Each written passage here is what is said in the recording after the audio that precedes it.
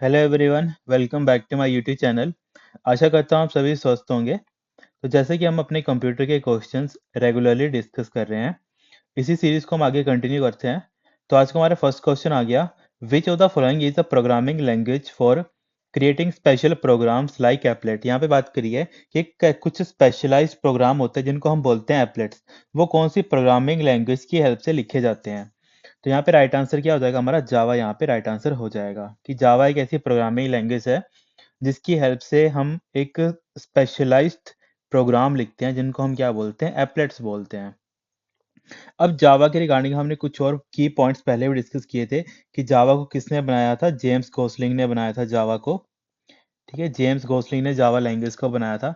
इसके अलावा जावा के कुछ और पॉइंट्स पूछे जाते हैं। जावा एक हमारी हाई लेवल प्रोग्रामिंग लैंग्वेज है। हाई लेवल साथ ही साथ क्या है, हमारी एक ऑब्जेक्ट ओरिएंटेड भी है एक। ठीक है, ऑब्जेक्ट ओरिएंटेड हमारी प्रोग्रामिंग लैंग्वेज है कौन सी, जावा। इसके अलावा जावा हमारे इंपॉर्टेंट क्यों है, क्योंकि जावा की हेल्प से हम एक स्पेशलाइज्ड प्रोग्राम लिखते हैं जिसको हम एक्चुअल में एप्लेट्स बोलते हैं। तो एप्लेट्स की कई बार फुल फॉर्म पूछी जाती है, तो एप्लेट्स की फुल फॉर्म क्या होती है, या फिर एप्लेट की पूरी डेफिनेशन क्या होती है, एक तरीके से वो पूछी जाती है। तो एप्लेट्स क्या होते हैं, applets are the small programs that can run within a web browser. ठीक है, कई बार ये क्वेश्चन पूछा जाता है कि जो हमारे एप्लेट्स होते हैं ये कहाँ पे, मतलब बेसिकली कहाँ पे रन होते हैं। तो एप्लेट्स कहाँ पे रन होते हैं, रन कहाँ पे होते हैं, हमारे वेब ब्राउजर के ऊपर। ठीक है, ये क्वेश्चन किसी एग्जाम में पूछा गया था कि जो हमारे एप्लेट्स होते हैं वो एक्चुअल में कहाँ पे एग्जीक्यूट होते हैं। ठीक है, वहाँ पे रन नहीं लिखा था, वहाँ पे लिखा था एग्जीक्यूट। ठीक है, तो रन और एग्जीक्यूट एक ही बात होती है। तो वो कहाँ पे एग्जीक्यूट होते हैं, हमारे वेब ब्राउजर के ऊपर। इसके अलावा जावा के कुछ इंपॉर्टेंट पॉइंट होते हैं कि जावा हमारी क्या एक तरीके की प्लेटफॉर्म इंडिपेंडेंट लैंग्वेज है। ठीक है, ये क्या होती है हमारे पास, प्लेटफॉर्म इंडिपेंडेंट। ठीक है, इस प्लेटफॉर्म इंडिपेंडेंट का मतलब क्या होता है कि अगर मान लो आपने एक बार जावा में कोई प्रोग्राम लिखा है, उसको आप एक मशीन पे तो चला सकते हो, मतलब उस मशीन पे तो उसको चला सकते हो। इसके अलावा डिफरेंट डिफरेंट मशीन्स के ऊपर भी आप उसको चला सकते हो, जावा में लिखा गया जो प्रोग्राम होता है। ठीक है, इसी की वजह से हम जावा को क्या बोलते हैं, वोरा बोलते हैं। ठीक है, एग्जाम में पूछा गया था कि वोरा है वो कौन सी लैंग्वेज से संबंधित है। वोरा की एक्चुअल में फुल फॉर्म क्या होती है, राइट वंस, मतलब एक बार आपको लिखना है राइट वंस रन एनीवेयर, कि उसको आपने एक बार लिखना है और उसको आप कहीं भी एग्जीक्यूट करवा सकते हो, रन एनीवेयर। ठीक है, तो ये भी कौन सी हमारी वोरा भी कौन सी लैंग्वेज की कैटेगरी के अंडर आती है, हमारी जो हमारी जावा। ठीक है, तो यहाँ पे क्या हो जाएगा, ये कुछ इंपॉर्टेंट पॉइंट्स है जितने भी हमारे जावा लैंग्वेज के बारे में पूछे गए थे। इसके अलावा एक्चुअल में केबल क्या होती है, केबल तो एक्चुअल में एक फिजिकल मीडिया होता है जिसकी हेल्प से हम डाटा को ट्रांसमिट करते हैं, है ना। तो केबल्स हमने जैसे नेटवर्किंग हम आगे पढ़ेंगे तो वहाँ पे कोएक्सियल होती है, फाइबर ऑप्टिक्स केबल होती है। ठीक है, ट्विस्टेड पेयर केबल्स होती हैं। तो ये सारी की सारी कैटेगरीज होती है हमारी टेबल इसकी केबल की। फिर यहाँ पे नेक्स्ट ऑप्शन दे रखा है जैसे डोमेन नेम। तो डोमेन नेम भी क्या होता है, जैसे हमारे पास फॉर एग्जांपल डोमेन नेम का क्या आ गया, जैसे इसको मैं डोमेन नेम को डिस्कस कर लूँ थोड़ा सा। तो फॉर एग्जांपल हमें पता है हमारा कंप्यूटर क्या समझता है, बाइनरी लैंग्वेज समझता है। तो जब आप ब्राउजर पे कुछ वेबसाइट सर्च करते हो तो आप उसको 0101 की फॉर्म में थोड़ी लिखते हो, आप उसको सिंपली लिखते हो www डॉट, फॉर एग्जाम्पल मैं लेता हूँ google.com। ठीक है, तो यहाँ पे देखो ये पूरा का पूरा क्या हमारे पास एक डोमेन का नेम है। ठीक है, तो डोमेन नेम इस चीज को बोलते हैं। और डोमेन नेम को एक्चुअल आईपी एड्रेस में कौन कन्वर्ट करता है, हमारे पास डोमेन नेम सिस्टम। ठीक है, एक्चुअल में एक हमारा सर्वर होता है जो क्या करता है, जो भी हम एक्चुअल में एक क्या बोलते हैं डोमेन नेम टाइप करते हैं, या फिर इसको बोलते हैं ह्यूमन रीडेबल एड्रेस। ठीक है, इसको हम एक्चुअल में क्या बोल सकते हैं कि ये क्या है, ह्यूमन रीडेबल एड्रेस। ठीक है, ह्यूमन रीडेबल एड्रेस। ये क्यों जरूरी हुआ human readable address, for example अगर मैं किसी को बोलूं कि गूगल का आईपी एड्रेस ये है, ऐसे करके है, ठीक है, तो उसको बोलूँ तुझे ये याद करना है, तो जो नॉर्मल इंसान है वो तो इसको छोड़ ही देगा, वो तो इसको चलाना ही नहीं चाहेगा, बोलता है इससे तो बेटर है कि मैं इसको यूज ही ना करूं। ठीक है, तो इससे जो प्रॉब्लम थी इसको खत्म करने के लिए हमने क्या किया, जो भी आईपी एड्रेस थे उनको क्या किया, उसके रिगार्डिंग जो हमारा डोमेन नेम बनाया। तो जैसे कोई यूजर इस डोमेन को टाइप करेगा यूआरएल में, तो ये सबसे पहले जाएगा डोमेन नेम सर्वर सिस्टम, इसको बोलते हैं सिस्टम के पास। तो डोमेन नेम सिस्टम क्या करेगा, इसको इसके पर्टिकुलर आईपी में कन्वर्ट कर देगा और फर्दर आगे वो चीज़ आगे सर्च होगी। ठीक है, ऐसे करके ये पूरा का पूरा हमारा काम होता है। इसके अलावा जैसे यहाँ पे दे रखा है कोबोल। तो कोबोल एक्चुअल में क्या है, एक हमारी प्रोग्रामिंग लैंग्वेज है। ठीक है, कोबोल को इसकी फुल फॉर्म पूछी जाती है कॉमन बिजनेस ओरिएंटेड लैंग्वेज। ठीक है, तो ये 3-4 इंपॉर्टेंट पॉइंट्स है जो इन ऑप्शंस को भी हमने थोड़ा सा डिस्कस कर लिया। फिर नेक्स्ट आता है fill in the blank is a measure of how much the strength of a signal is reduced is passing through a medium. ठीक है, इस चीज को हम किससे मेजर करते हैं, इसको बोलते हैं एटेन्यूएशन। तो यहाँ पे क्या होगा, हमारा थर्ड बिल्कुल ही राइट आंसर हो जाएगा। ठीक है, इसके अलावा जैसे यहाँ पे फ्रीक्वेंसी दे रखी है, तो फ्रीक्वेंसी एक्चुअल में होती है, इसको बोलते हैं number of cycles of a wave, या फिर इसको सिग्नल बोल सकते हैं, that passes a given point पर सेकंड। ठीक है, केवल वो पूछी जाती है डेफिनेशन फ्रीक्वेंसी की, तो इसको बोलते हैं नंबर ऑफ साइकिल्स। ठीक है, number of cycles of a wave, या फिर वेव को सिंपल फॉर्म में, अगर जिसको वेव नहीं समझ आ रहा उसको सिग्नल बोल लो। ठीक, signal that pass a given point पर सेकेंड। ठीक है, मतलब एक पॉइंट से कितनी नंबर ऑफ वेव्स वहां पे ट्रांसमिट हो रही हैं, उसको हम क्या बोलते हैं, फ्रीक्वेंसी बोलते हैं। ठीक है, फॉर एग्जांपल ये मेरा पॉइंट ए और ये पॉइंट मेरा बी है, और यहाँ पे मेरा पॉइंट एक्स है।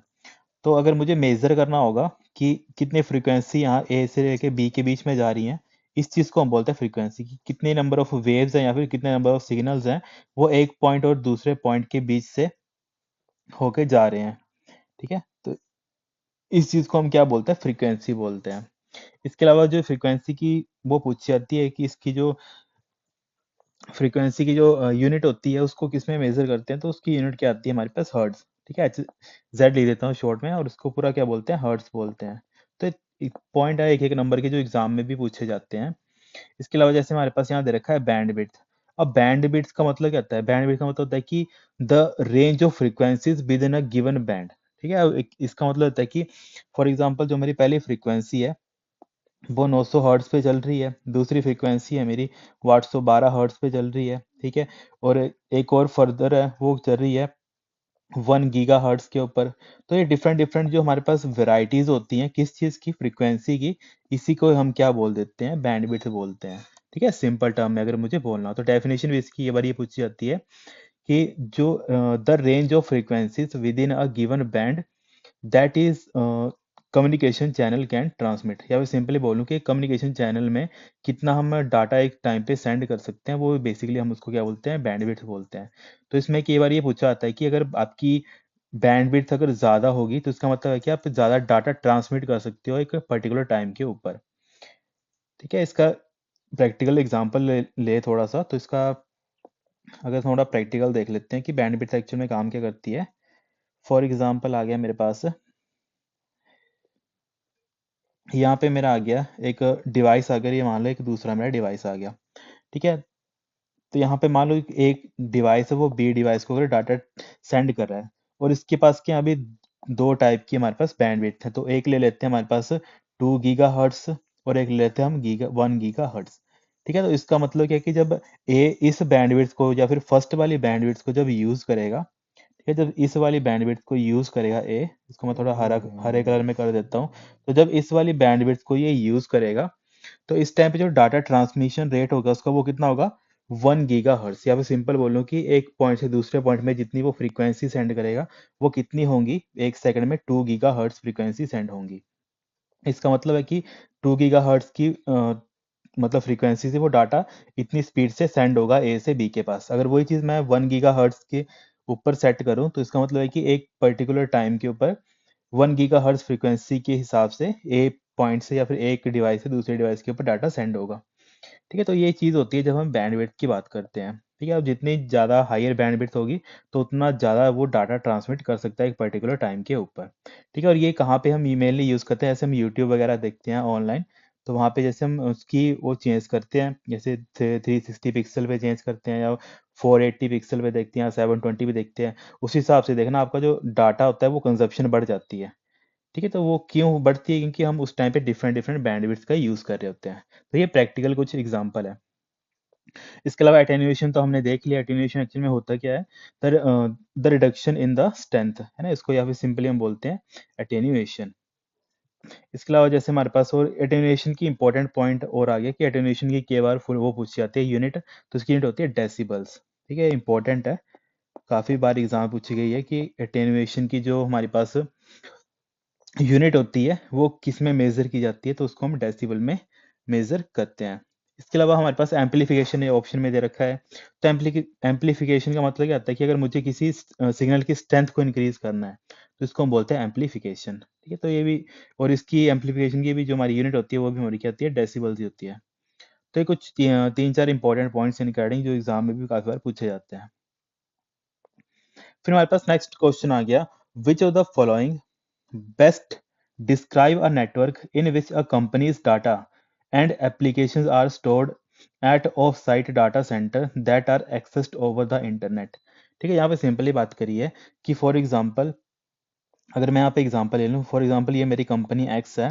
ठीक है, अब इस कंपनी एक्स का जो भी डाटा है, ठीक है, वो मान लो कि वो कंपनी यहाँ पे न्यू दिल्ली में है, फॉर एग्जांपल ले लेते हैं, यहाँ पे वो न्यू दिल्ली में कंपनी है कोई, और उसका जो भी डाटा है कुछ भी है वो सारा का सारा कहाँ पड़ा है, हैदराबाद में पड़ा है।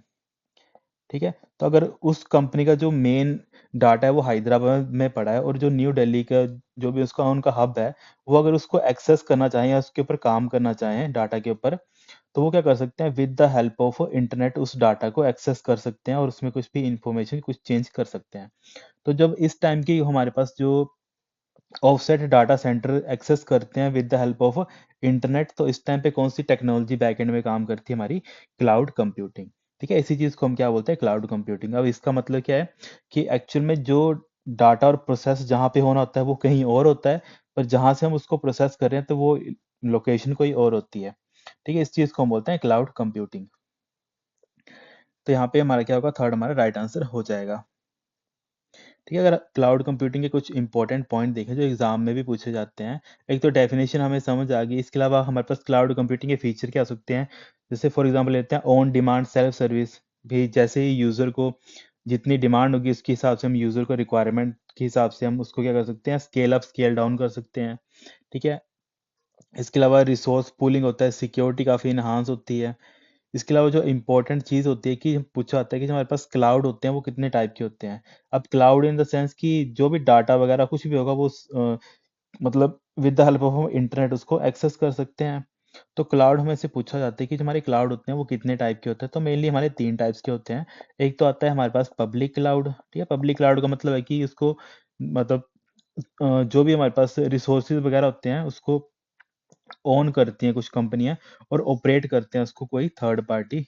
ठीक है, तो जैसे पब्लिक क्लाउड के हम एग्जांपल भी देख लेते हैं साथ में। जैसे आपने सुना होगा AWS, Amazon वेब सर्विसेज आता है एक हमारा पब्लिक क्लाउड में। इसके अलावा माइक्रोसॉफ्ट का आता है एज्योर करके, ये भी हमारा क्या है, एक पब्लिक क्लाउड की कैटेगरी के अंदर आता है। और सबसे इंपॉर्टेंट जो काफी बार पूछा जाता है, गूगल क्लाउड।